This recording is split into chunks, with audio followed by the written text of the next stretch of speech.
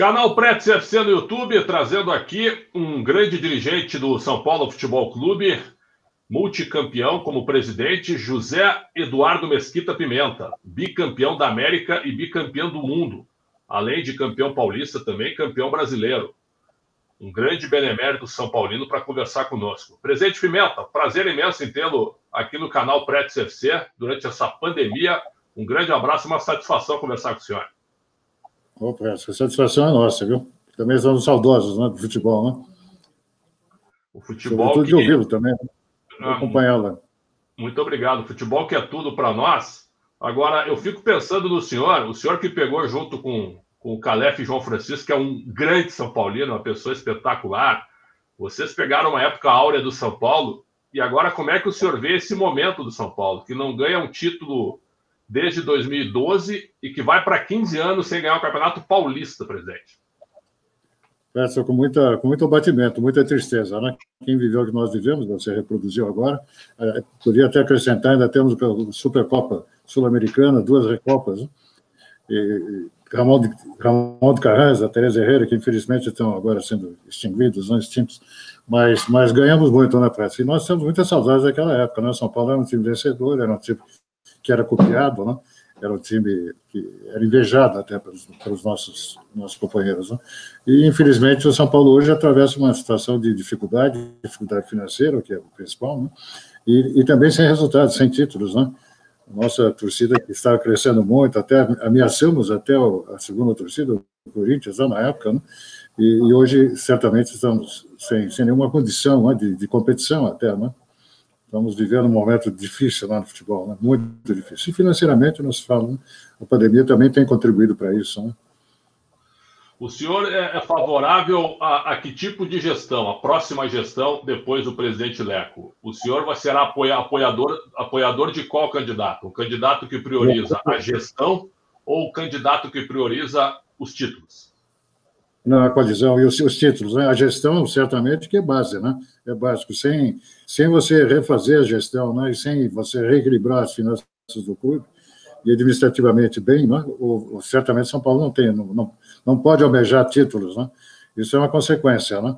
Eu apoio o Casares e o Walter, né? Que acho que eles estão muito bem. O Casares, apesar de ser a de situação, o Casares realmente por todos os cargos possíveis no São Paulo. Daí o conhecimento notório que ele tem de todas as atividades do clube, né? Eu acho que isso é uma vantagem que ele leva em razão, em função de outros candidatos, eventuais candidatos. Ele conhece tudo e está apto a recuperar o São Paulo administrativamente, financeiramente. Eu acho que está muito bem, está em muito boas mãos. Tomara que ele ganhe, né?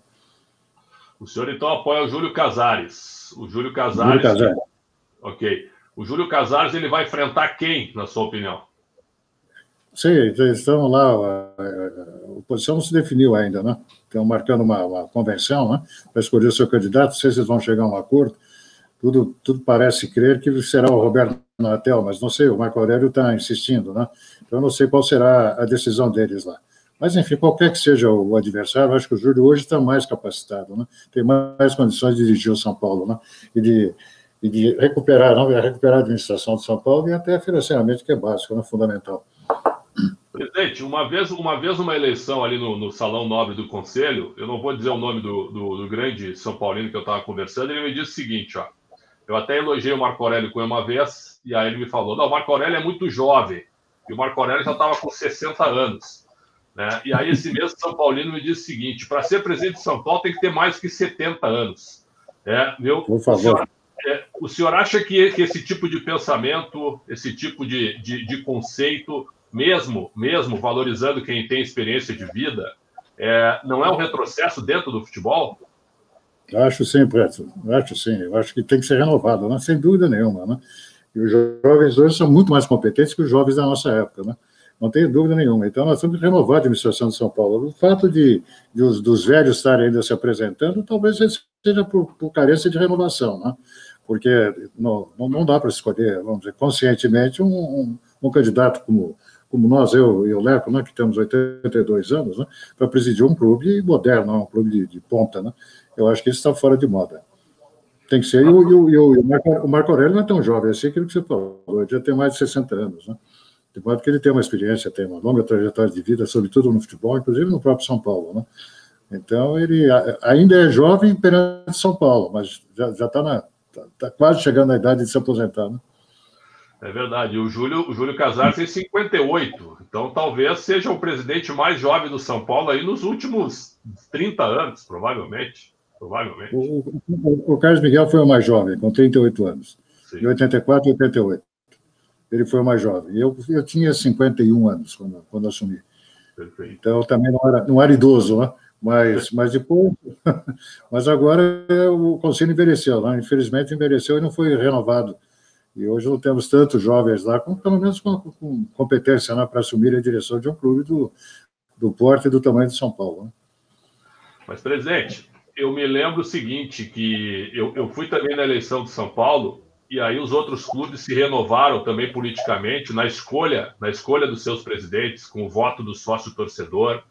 E o São Paulo é muito conservador nesse quesito. Todos os conselheiros são paulinos que eu converso, inclusive o próprio Júlio Casares, existe uma barreira, existe uma ideia contrária a se abrir o voto para o sócio-torcedor. Na sua opinião, chegou a hora do São Paulo se abrir, do São Paulo ser menos, digamos assim, antidemocrático ou não? Eu acho que o São Paulo, se houver essa separação administrativa e a separação, vamos dizer, jurídica do futebol como clube social, ainda há essa possibilidade. Mas eu acho que hoje não há possibilidade, porque as coisas se confundem, né? Você imagina que o sócio de São Paulo, que não raras vezes em São Paulino não é, ele é que elege o conselho, que por sua vez vai eleger o presidente do futebol. Eu acho uma incoerência, uma contradição, né? Isso não tem nada a ver, né? E nem São Paulino são, às vezes, não, muito embora, e a despeito que façam aquelas declarações de fé São Paulina, né? Elas não são sinceras, né? E acabam atingindo o conselho. Então, eu acho uma coisa, uma excrescência, não, uma extravagância. Eu acho que isso não devia acontecer. Então, o sócio-torcedor só deveria entrar quando o São Paulo for realmente São Paulo Futebol Clube, né? Exclusivamente São Paulo Futebol Clube. Muito bem. Eu me lembro que quando o senhor foi presidente, a sua gestão durava 2 anos, com mais uma reeleição para 2. Agora, a próxima eleição será de 3 anos, sem direito à reeleição. O senhor acha que isso está correto? Eu voltei por 3 anos também. Eu acho que 3 anos é um tempo suficiente para se administrar o clube sem se incomodar, porque eu, quando fui eleito, meus mandatos eram de 2 anos, eu já estava trabalhando para a reeleição, né? Inevitavelmente, o prazo era muito curto, né? Então, eu acho que o tempo de 2 anos é muito curto, mas 4 anos talvez seja demais se a presidência não andar bem, né? Nós estamos assistindo atualmente e estamos vendo, né? Se não andar bem, né? O LEP é competente e tal, mas não tem sido feliz, né? Então, se não for bem, eu acho um tempo exagerado, eu acho que prejudica o clube. Presidente, eu entrevistei também o Calef João Francisco e eu nasci em 70, né? E eu me lembro que quando eu comecei a acompanhar o futebol, e principalmente como jornalista, eu sempre vi os presidentes trocando ideias diretas, negociando jogadores apenas com um telefonema ou apenas com um contato rápido, né? Hoje, se você não tiver a participação do empresário, você não consegue contratar praticamente ninguém. Para o senhor que viveu a época anterior, como é que o senhor vê isso hoje? Para cada jogador que tem que se contratar, ou até mesmo para entrar na base do São Paulo, ele já entra fatiado, ele já entra não sendo 100% do clube. Como é que o senhor vê isso hoje? Aos 12 anos, né? Quando assina o primeiro contrato, já tem empresário, né? Ou é o pai ou é o empresário na terceira, né? Eu, particularmente, acho que encareceu e complicou muito, né? Encareceram muito as contratações, né? Hoje que a participação de terceiros, os tais direitos econômicos, é uma fábula, né? Então, isso dificulta, porque você tem que negociar com mais pessoas, e pessoas extremamente experientes no futebol, né? Eu acho que dificulta, e depois outra.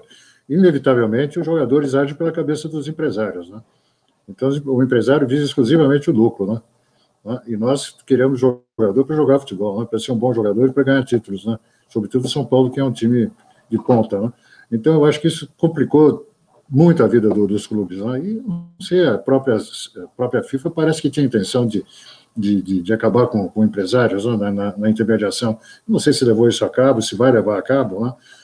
Mas, de qualquer maneira, eu acho que é inevitável que você tenha terceiros, né? Porque hoje o mundo mudou, né? E hoje vamos dizer, uma profissão, né? Uma especialização, né? Ser empresário de futebol, né?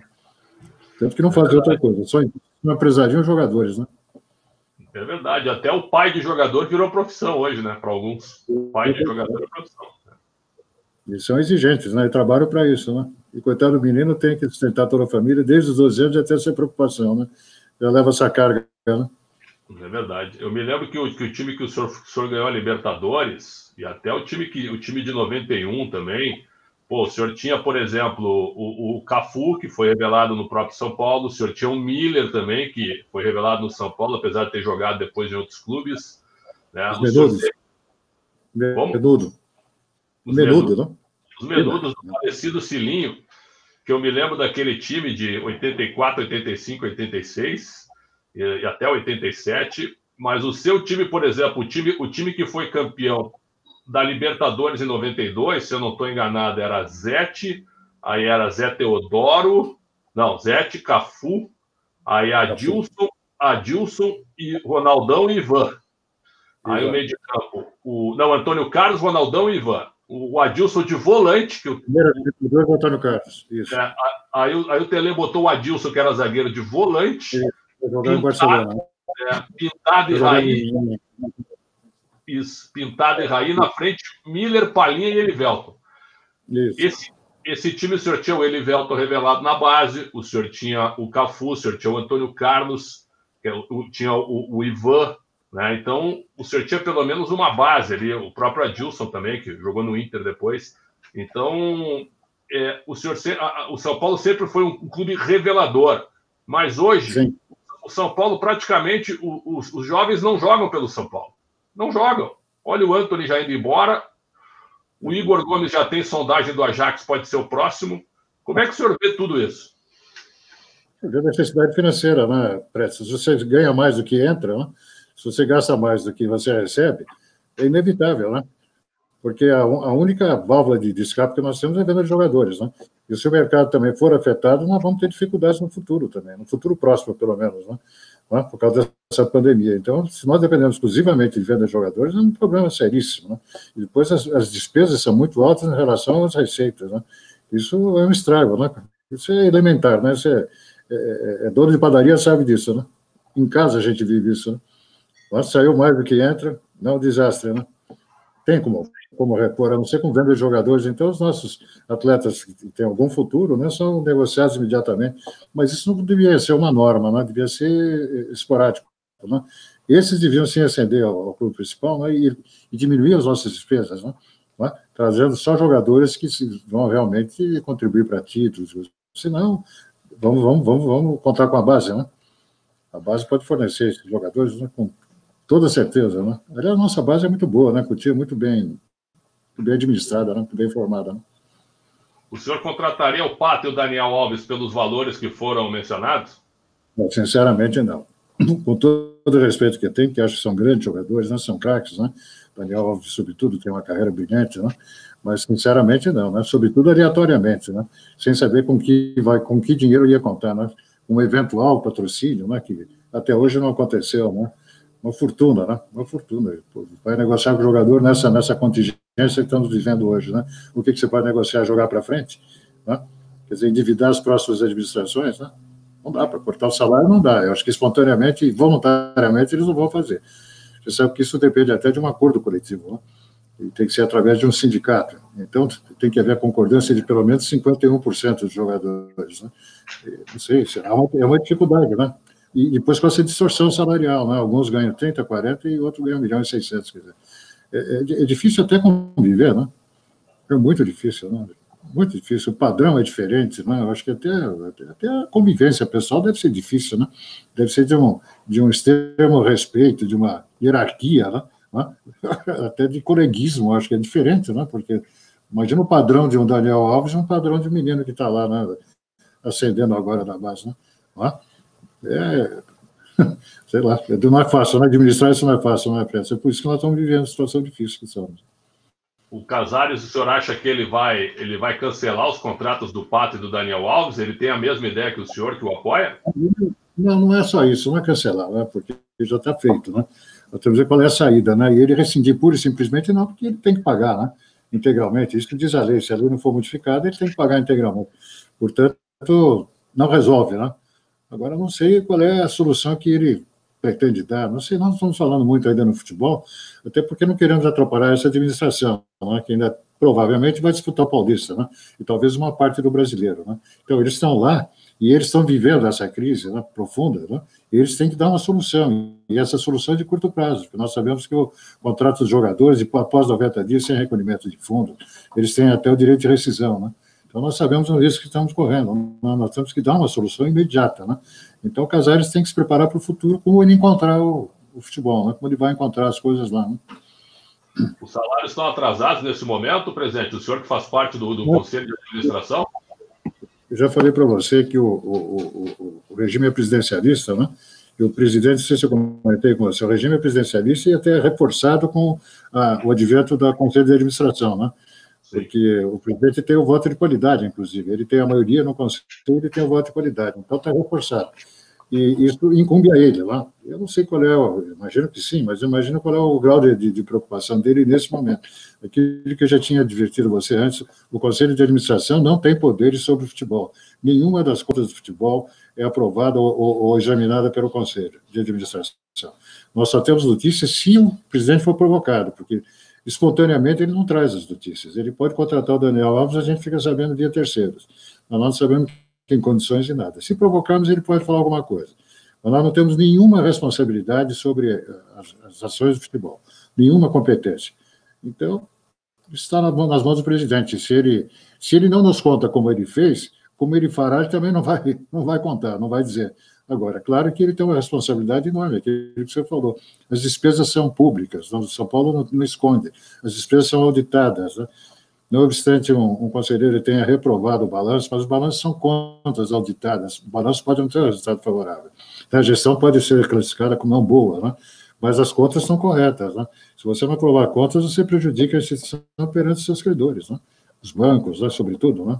Que vai dizer, bom, se há erro no próprio balanço, então tem coisa aí, né? Tem coisa mal feita aí, não é o caso. Né? Você pode ter uma má gestão, né? Mas as contas são corretas. As dívidas são grandes, como você falou. Mas qual é o papel do Conselho de Administração, que tem o senhor e tem o Casares também, entre os 5 integrantes? Qual é o papel? Pois é, eu não quero ridicularizar, né? Nosso papel é completamente secundário, né? Completamente secundário. Nós ficamos provando se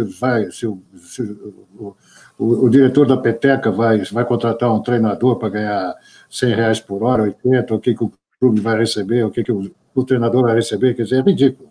Não, é ridículo. Nós temos 15% do orçamento total, que era para chegar aos 500 milhões esse ano, certamente não chegará por causa da pandemia, mas nós temos 15% de participação nisso, de poderes para atuar nisso, né? E esse mesmo sob votação, porque se nós não conseguirmos maioria e não for aprovado, nós também não temos o direito de impor, né? Então, nós também somos sujeitos a um colegiado, né? E é isso, e o presidente é que manda, ele pode dispõe. E vocês são remunerados, presidente, para fazer parte do Conselho de Administração? Não, só os indicados por eles, chamados conselheiros independentes, é que são remunerados. Mas eu sei que um abriu mão, com certeza abriu mão. Né? Os outros dois eu não sei, porque nós não perguntamos, eles também não nos falam, mas provavelmente são remunerados. Quem são os 5 hoje? O senhor, o Casares e quem são os outros 3, por favor? O Silvio Médici, o Casares, o Adilson Martins, eu, bom, para completar, né, o Natel, que é vice-presidente eleito, né? É vice-presidente e vice-presidente por força do estatuto, é vice-presidente também do Conselho de Administração, né? O Márcio White, né? O Arlindo e o Saulo Ramos, que foi secretário de Estado, foi secretário da... Né? Mas então assim, para deixar bem claro, o senhor está sendo bem transparente. Vocês são figuras decorativas em relação ao futebol. Decorativo. Somos figuras decorativas. Somos cobrados, mas improcedentemente, né? Porque somos figuras decorativas. Que coisa. Eu acho que muito São Paulino não sabe disso. Nos atribuem a responsabilidade sobre tudo que acontece no futebol, né? O futebol é 85% das receitas. Eu me lembro, você está fazendo a Hora da Saudade aí.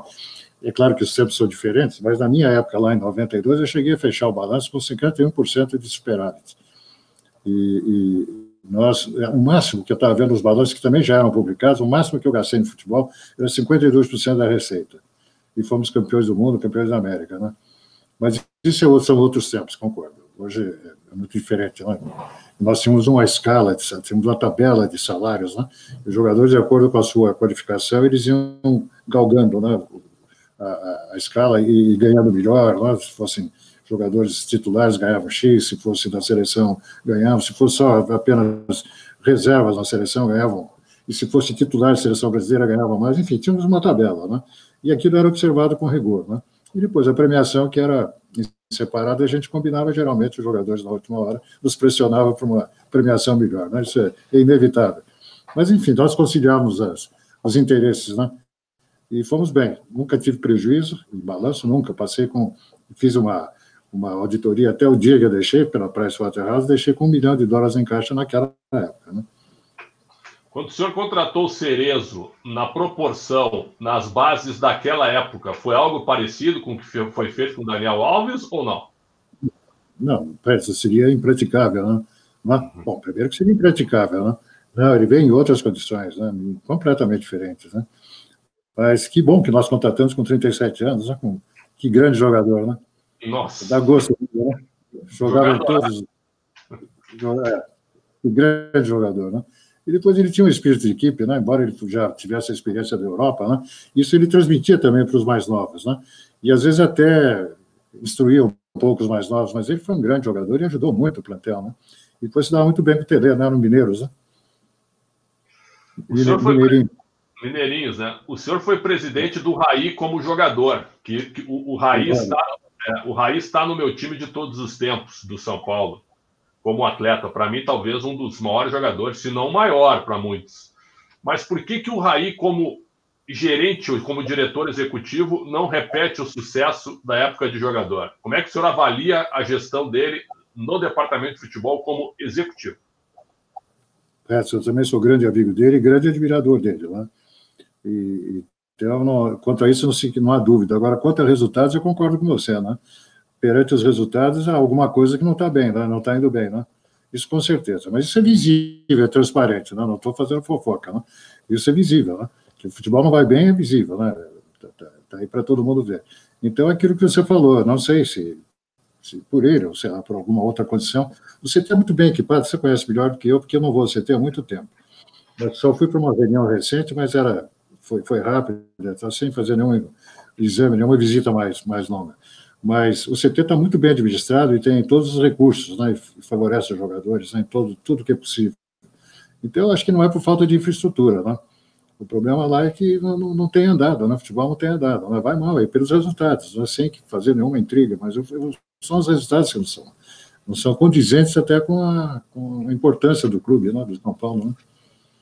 O senhor nunca tentou falar com o Raí, já que o senhor teve a relação com ele de presidente para jogador? Agora, o senhor, como integrante do Conselho de Administração e como um ex-presidente, como um dirigente vencedor, o senhor nunca teve a oportunidade de conversar com o Raí sobre futebol, de tentar passar alguma coisa, algo positivo, ou até alguma sugestão, por exemplo? Você há de lembrar que ele foi meu companheiro no Conselho de Administração, né? Sim. Depois é que ele assumiu o futebol, né? Então, no Conselho de Administração, sentávamos juntos, né? Conversávamos e trocávamos ideia dentro da nossa competência, limitadíssima, né?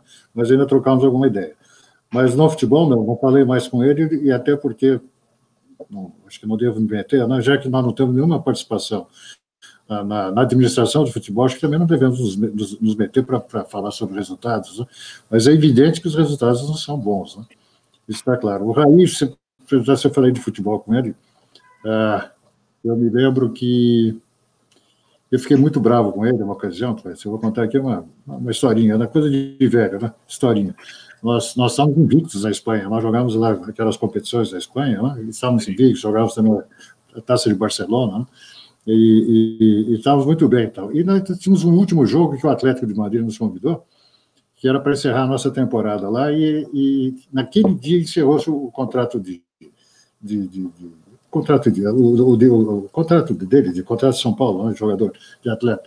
E ele mandou o ônibus parar, pegou a malinha, foi embora e nos deixou na mão. fiquei muito magoado, né? Porque ele sabe que nós vamos renovar e não tinha ninguém interessado no passe dele naquela época, até porque seria muito caro para times do Brasil, não tinha nenhum estrangeiro interessado, e para nós era importante manter a nossa reputação na Espanha, né?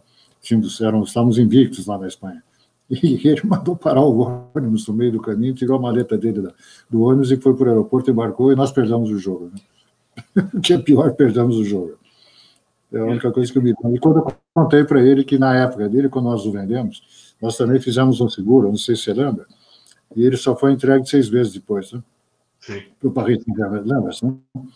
Então, e eu disse para ele que naquela época, porque já no Conselho de Administração, falando sobre balanços e resultados, eu falei para ele, eu terminei aquele ano com caixa de 4 milhões e pouco, que era muito dinheiro, né? Ele falou, que diabo, se eu soubesse, eu teria pedido muito mais para você, de remuneração, né? Ele ficou zangado, disse, mas eu sabia que estava tão bem, né? Mas eu tinha que me preparar para isso, porque ninguém é campeão do mundo sem dinheiro, né? Você não tem vários campeonatos internacionais para jogar se você não tiver retaguarda, né? E nós, naqueles campeonatos internacionais, a gente recebia via Conmebol, porque era a ISL que patrocinava aquele era intercontinental, né? Intercontinental. E então, depois fiquei sabendo, né, que uma parte da nossa cota ficava no caminho, né? Então, nós que tínhamos uma distância maior do que tínhamos os europeus para o Japão, um período de adaptação maior, né? E tínhamos mais despesas extraordinárias, nós precisávamos um pouco mais de dinheiro. E uma parte da nossa cota ficava no caminho. Então, eu ficava louco da vida, porque o Barcelona, além de muito rico, né, e o Milan também, chegavam ainda com vantagens financeiras sobre nós, né, que tínhamos que ir com uma antecedência maior tal, e nos adaptarmos, quer dizer, e a nossa cota era menor. Né? Mas, enfim, coisas da vida. Nós assim mesmo superamos esse problema, né, que foi importante. Né? Para a história de São Paulo foi muito importante. E do Brasil, né? Porque, Pretzel, ninguém mais se lembrava da Libertadores. Você lembra disso? Eu lembro. Então, a Libertadores estava sentida. Depois que o Flamengo, você era recém-nascido, né? Mas depois que o Flamengo ganhou, ninguém mais se lembrou da Libertadores. E quando o São Paulo foi nosso campeão brasileiro, eu falei, eu tenho, aonde mais, não, o São Paulo é um time caseiro. Nós já temos campeonatos nacionais, já temos os paulistas, muitos paulistas. E para onde nós vamos, né? E aí eu disse, agora só resta mesmo a Sul-Americana, né? A Conmebol, né? A Libertadores, né?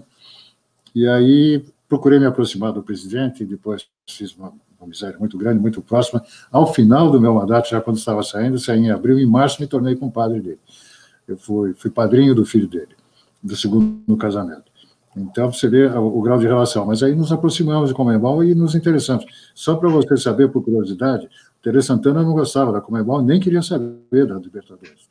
Tanto que no primeiro jogo lá contra o Criciúma, ele escalou um time reserva. Nós perdemos de 3-0. E ainda falou mal da confederação. Ele não gostava. Tanto que eu fui surpreendido no campo, estava fazendo uma inspeção no campo, naquela época os gramados não eram tão bons. Eu estava fazendo uma inspeção no campo, olhando a qualidade do gramado, e fui surpreendido com a presença do Hildo Nejar, que ainda está vivo, e o Armando Marques. O presidente, precisamos falar, tomei um susto, não tinha lido nem o regulamento da competição, né? Precisamos falar, conversar. O seu técnico está falando mal lá, a ponto de desqualificar o São Paulo da competição. Eu falei, vocês estão loucos, né? Eu fui falar com o Tele para ele se retratar. Ele disse, não me retrato. Eu falei, você vai se retratar. E fiz um documento para ele assinou, a contragosto, porque ele não queria saber de Libertadores, depois consagrou-se com Libertadores e Mundial, né? Para você ver como é o destino, né? Que história espetacular. Hoje o time é o 8º lugar do Campeonato Brasileiro e comemora a vaga na pré-Libertadores. Hoje é assim. Hoje é assim. O jogo perdemos, né? E perdemos o pré, né? Exatamente. No pré já perdemos o primeiro jogo. Né? Exatamente. Presidente, o senhor é de uma época que os jovens de hoje eles não entendem muito. O senhor é de uma época que só o campeão e vice do Brasil iam para a Libertadores. Só o campeão. É isso mesmo. É isso mesmo. O senhor falou nos títulos de 80, o Flamengo foi campeão em 81, mas teve o Grêmio em 83 também. Foi uma espetacular. Principalmente o Flamengo, lá, que tinha uma exposição maior do que o Grêmio. Mas o pessoal se desinteressou, né? Eu me lembro que falava muito da corrupção lá na Sul-Americana, né? Que aquilo não era sério, né? Eu não sei se tinha fundo de verdade, porque eu não participei dessa época, mas eu me lembro que todo mundo se desinteressou, o próprio São Paulo, o diretor de São Paulo, que foi conversar com o antigo presidente, que depois faleceu, era um peruano, né, Teófilo Salinas, né, que a sede era itinerante, né, era do país do presidente. Né. Eu sei que ele foi a Lima lá para ver a situação do São Paulo, lá que estava classificado lá, ele ficou horrorizado com aquilo, falou, isso aí não é coisa para nós, tá, porque isso aí isso é tudo mal feito, tudo não dá. Vamos esquecer a Libertadores. E aí os outros clubes também, acho que pelas mesmas razões, né, acabaram se afastando. Né. Foi quando nós, então, o caminho que nós temos a traçar para nos projetarmos mundialmente, né, agora é só mesmo Libertadores e, eventualmente, o Intercontinental, né, que era o Mundial da época, não tinha outro. Né. Sim, então o Grêmio foi campeão em 83, aí o São Paulo foi o próximo brasileiro a ganhar em 92. De 84 a 91, nenhum brasileiro ganhou. De 84 a 91, nenhum brasileiro ganhou. Agora, e era muita pandemia, né, Fred? Você tinha muita violência também, né? Violência. Drogas, né? Isso. Droga, tinha doping. Não tinha televisão, não tinha controle antidoping e tinha muita violência. Exato. A arbitragem terrível. São Paulo conseguiu o antidoping, né? Foi por iniciativa nossa que nós conseguimos. E eu me lembro, Fred, você tem que ouvir historinhas, né? Coisa de velho, né? Mas se você quiser ouvir historinhas, eu me lembro que eu fui para um jogo em Assunção e fui fazer uma inspeção no estádio, porque falavam muito dessas coisas, né, de violência e tudo, e o estádio é sempre inacabado lá. Eu acho que você conheceu o estádio lá na época. O estádio não era público, era de uma associação de clubes, de uma liga de clubes, né? Mas ele era inacabado, estava sempre em obra, pedaços de concreto e tal. E eu entrei, achei aquilo muito esquisito, esse monte de pedras no chão. Né? Fui para o vestiário, eu não sou tão alto, mas eu tinha que andar com a cabeça meio baixa, vestiário horroroso, né?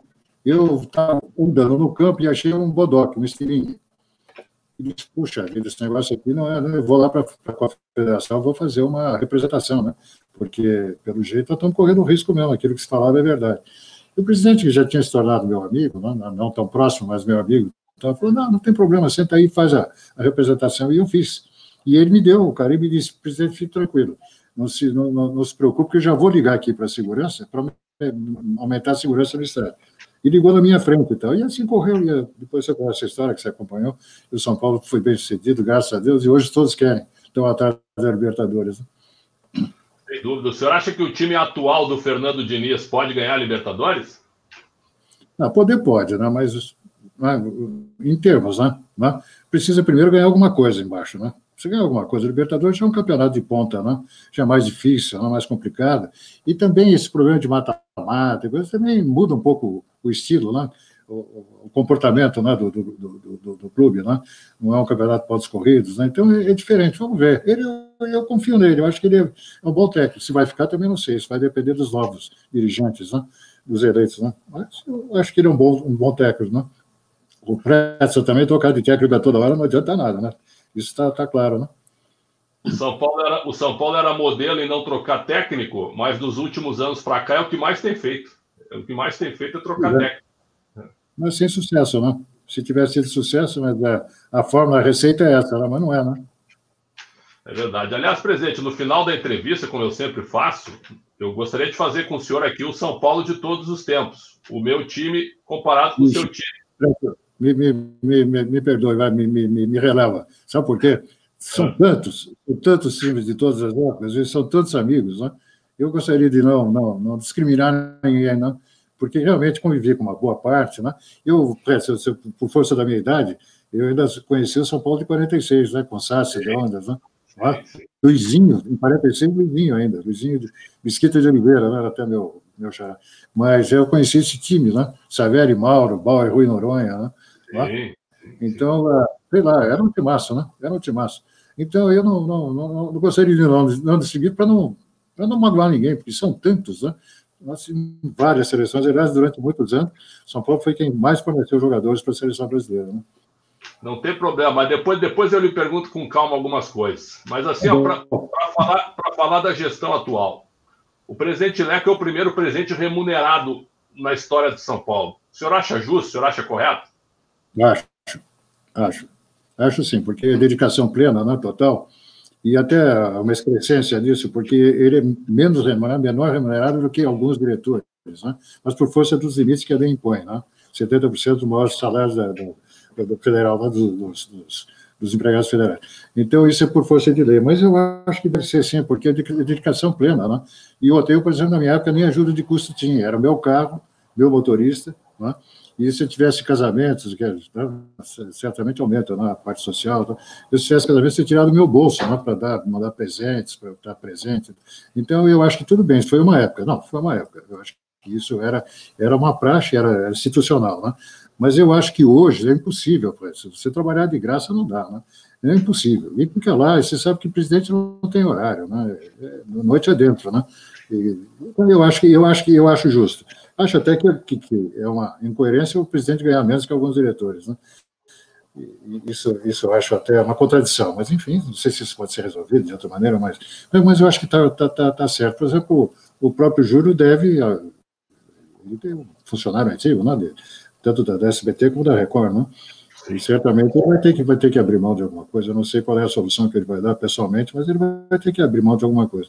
Seria muito injusto também exigir demais que a pessoa trabalhe. Né? Se nós estamos querendo profissionalizar, e queremos levar para profissionais competentes de mercado, né? E nós vamos pagar até uma desmoralização, um contrassenso. Né? O presidente não ganha nada, né? Perde até a autoridade. Né? Não, eu não sou contra, não. Não, perfeito. Sua posição está perfeita. Que nota que o senhor dá para a gestão do Leco? O senhor como um ex-presidente vencedor. Não. Uma nota de 1 a 10, qual é o problema? A gente sabe que a gestão dele não vai bem, né? Mas nota eu não vou dar, né? Eu porque sou companheiro lá de administração, não sou Leco, não, até participei da eleição contra ele, não fui adversário dele na eleição, mas eu acho que isso eu gostaria de resguardar e deixar assim num âmbito muito íntimo. Né? Menos de 6? É? Menos de 6 a nota da gestão. Você é muito bom jornalista, eu acho que sou mal entrevistado, mas dessa eu vou passar. Mas certamente a gestão dele não é boa, né? Precisa ser renovada. Né? Eu acho que sim, precisa ser renovada de qualquer forma. E não existe nenhuma preocupação de continuismo, Prestes. Você pode ter certeza que não é nem financeiro, nem administrativo.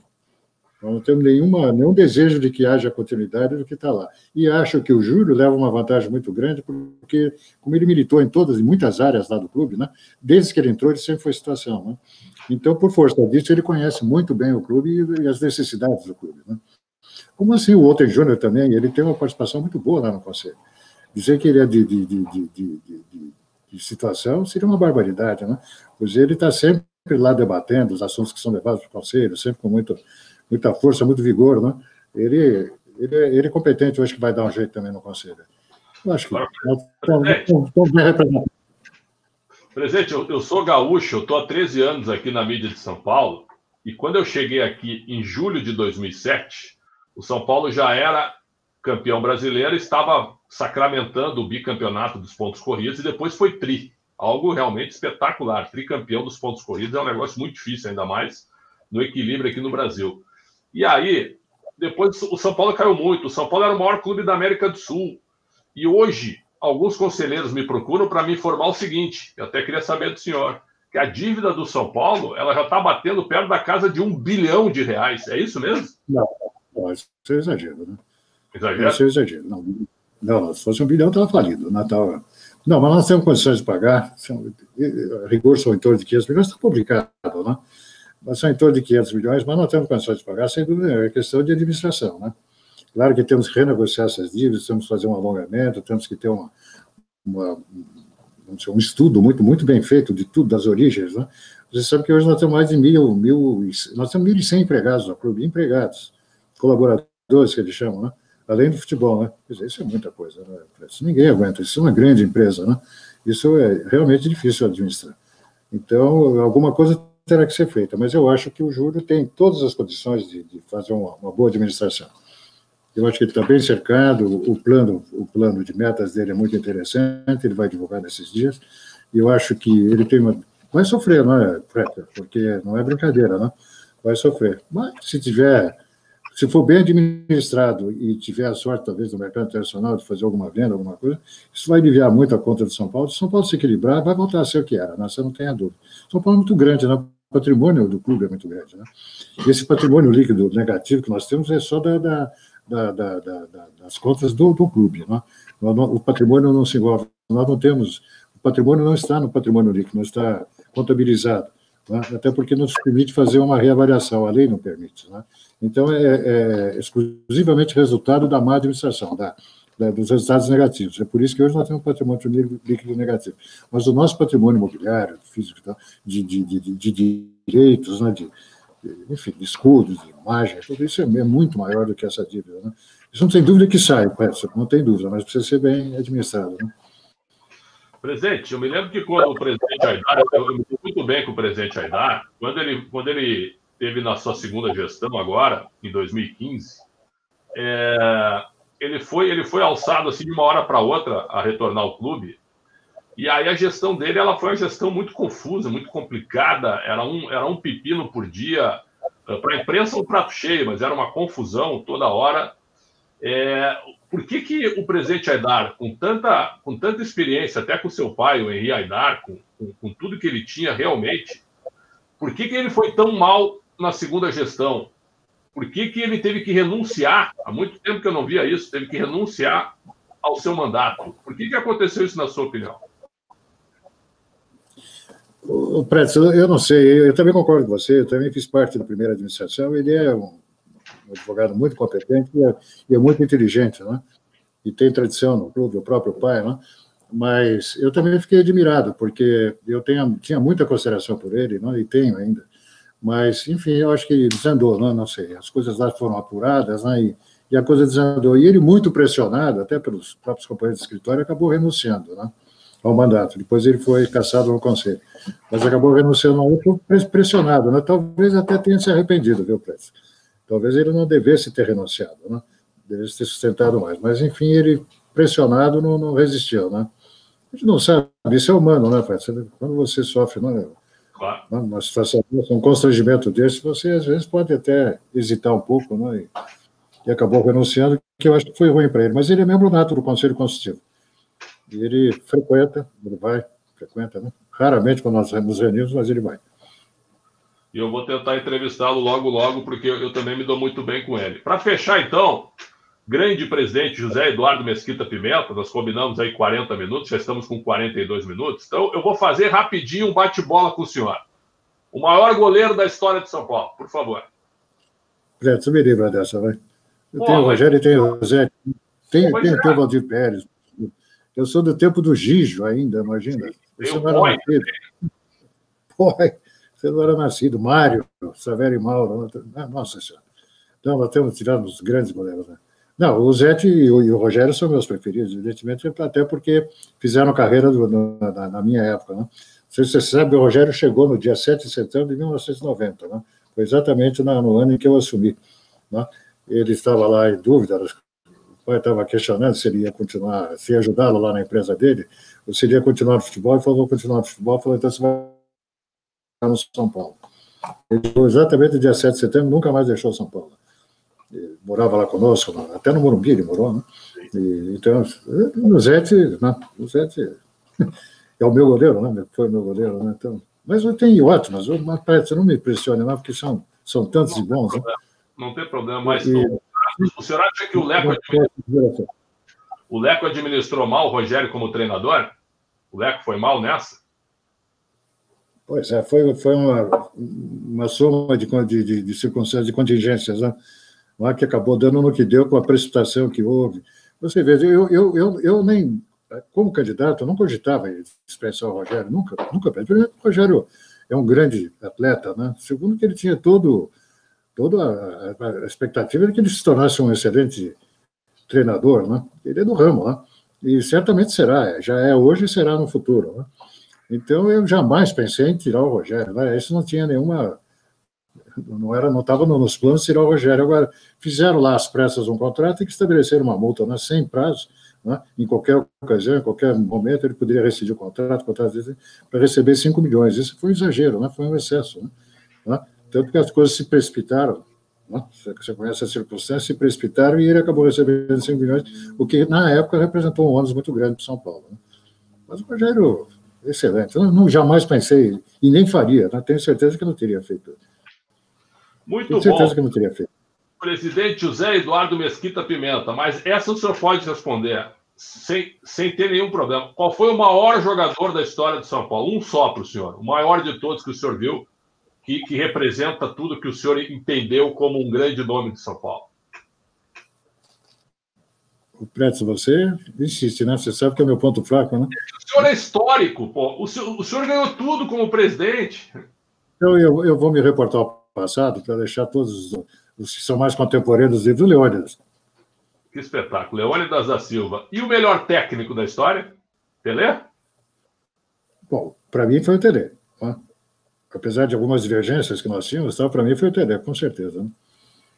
Que espetáculo. E olha, para quem não lembra, o Tele Santana foi campeão, ficou no São Paulo de 90 a 94, ininterruptos. Então são 5 anos ininterruptos. E aí ganhou. Foi. Mas depois ele continuou com o Fernando. Ele saiu já em 96, se não me engano. Sim. Em 96 ele saiu, né? Continuou? Continuou mais 2 anos. Em 94 eu saí em abril. Eu não perdi o terceiro título da América. Eu não era mais presidente. Perfeito. Eu teria sido tricampeão. Estou te afirmando isso. Eu teria sido tricampeão. Perfeito. Tricampeão. Não estou te afirmando isso. Eu teria sido tricampeão. Jamais perderia de um time de, vamos dizer, sem nenhum menosprezo, um time de segunda categoria da Argentina, não obstante a Argentina, dentro do Morumbi. Isso não ia acontecer. O Chilavert fechou o gol, né? O Chilavert ganhou aquele título. Ele foi fazer ainda gol lá. Não. Pois é. Era concorrente do Rogério, né? Isso. Concorrente do Rogério. Aliás, ele foi a inspiração do Rogério. Né? O Rogério se inspirou nele. É verdade. Mas assim, ó, o Tele, para quem não lembra... Até abril de 94. Okay. Depois ele continuou com o Fernando até 96, né? Então o Tele aqui, ó, 90, 91, 2, 3, 4, 5. Foram 6 anos de São Paulo. 6 anos de São Paulo. Ele chegou em outubro de 90. Outubro de 90 ele chegou. Sim. E já foi vice-campeão. Foi vice-campeão brasileiro, né? Foi. Perdemos o Corinthians lá dentro. Né? Exato. Então, olha só, o treinador que fica 6 anos hoje é praticamente inviável no futebol brasileiro. Não por eu não gostar, eu gostaria que os dirigentes eles não conseguem manter um treinador por 6 anos hoje, não conseguem. Mas, presidente, o São Paulo caiu em 90 no Paulista, presidente?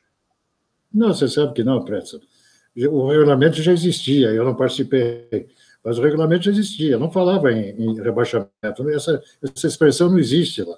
Né? Falava que ia disputar a divisão B, né? Uma divisão B, ou grupo B, uma coisa assim, né? Mas não fala em rebaixamento, não foi rebaixado. Tanto que, ao final, nós disputamos com os primeiros da divisão A, né? E fomos campeões, né? Mas não foi rebaixado, não. Se fosse, seria história, né? Estaria escrito, né? Mas não está escrito, é exatamente o contrário. Né? Muito bom. Presidente José Eduardo... Foi transferido, não foi rebaixado. Foi transferido para... Eu me lembro, porque eu consumo esporte desde que eu comecei a ler, presidente Pimenta. E eu me lembro que o São Paulo ficou no grupo B e a elite, entre aspas, né, a elite mesmo, com Palmeiras, Santos e Corinthians, ficou no grupo A. Aí passavam os 3 primeiros da A e o campeão da B para a semifinal. E se cruzavam. Né? Isso. E depois acabamos campeões. Sim. E fomos campeões. Exatamente. Presidente Pimenta, satisfação imensa entrevistá-lo. Acho que é a primeira vez que eu lhe entrevisto assim, em 48 minutos. Uma honra muito grande. O senhor é um vencedor no futebol. E, para mim, é uma satisfação em tê-lo entrevistado. Muito obrigado. Obrigado a você, Pretzel. Eu sei que é um grande jornalista e espero que você tenha muito sucesso na sua carreira. Mais sucesso, né? Sucesso você já tem, né? E um abraço e saúde, né? Saúde, que é o mais importante para o senhor também. Muita saúde para o senhor e para toda a família e todos os São Paulinos. Fechando aqui a entrevista com José Eduardo Mesquita Pimenta. Um grande abraço a todos. Voltamos numa nova oportunidade. Obrigado,